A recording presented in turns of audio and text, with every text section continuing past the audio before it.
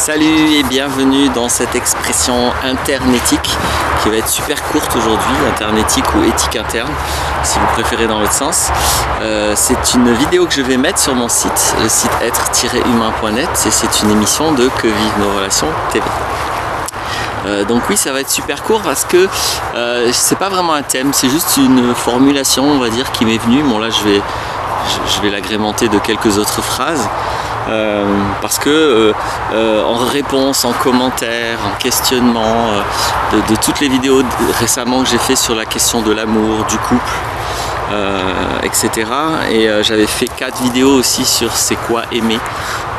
J'ai beaucoup de retours et ça me donne envie d'être cash, direct et clair sur alors non pas ce qu'est l'amour de manière absolue parce que je ne détiens pas la vérité, mais mon témoignage, ce qui a du sens pour moi, je vais pouvoir le dire d'une manière très claire parce que, donc je l'ai déjà dit plein de fois, ce que j'appelle aimer, l'expérience d'aimer, pour moi c'est une disponibilité intérieure, c'est s'ouvrir à ce qui est tel que c'est, et le résultat irrémédiable de ça, c'est que celui qui aime ou celle qui aime est celui ou celle qui reçoit, puisque aimer c'est une ouverture, donc quand on s'ouvre on reçoit, mais on reçoit ce qui est, on ne reçoit pas que ce qui nous plaît.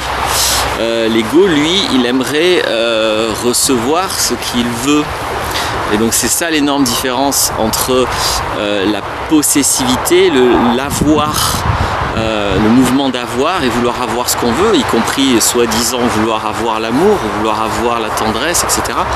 Donc l'ego lui il veut recevoir, il reçoit rien en résultat parce qu'il reçoit pas, il veut recevoir, ce qui n'est pas pareil, et il veut recevoir ce qui lui plaît. L'amour reçoit tout, parce que l'amour est une attention à ce qui est tel que c'est, il n'y a pas de notion de ça me plaît pas, et donc c'est celui qui aime qui reçoit.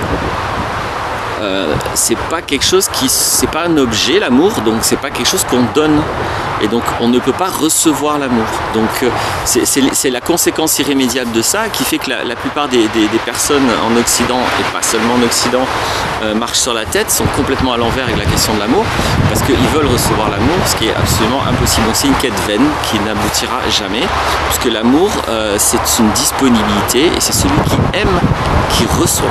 Voilà. Je suis très clair avec ça, je dis pas que c'est la vérité absolue, je dis juste que si peut-être que vous n'êtes pas d'accord avec ça, si peut-être que votre conception de l'amour donc elle est à l'envers de la mienne, et si peut-être que vous souffrez, demandez-vous si votre souffrance ne provient pas du fait que vous vivez l'amour à l'envers. Voilà. Si c'est vrai que l'amour ça ne se reçoit pas, si c'est vrai que c'est celui qui aime ou celle qui aime qui reçoit, puisque c'est une disponibilité, c'est un état, c'est pas un objet, c'est pas quelque chose qu'on pourrait recevoir de quelqu'un, si ça c'est vrai, évidemment que vouloir recevoir l'amour, vu que c'est une quête vaine, ça fera irrémédiablement souffrir.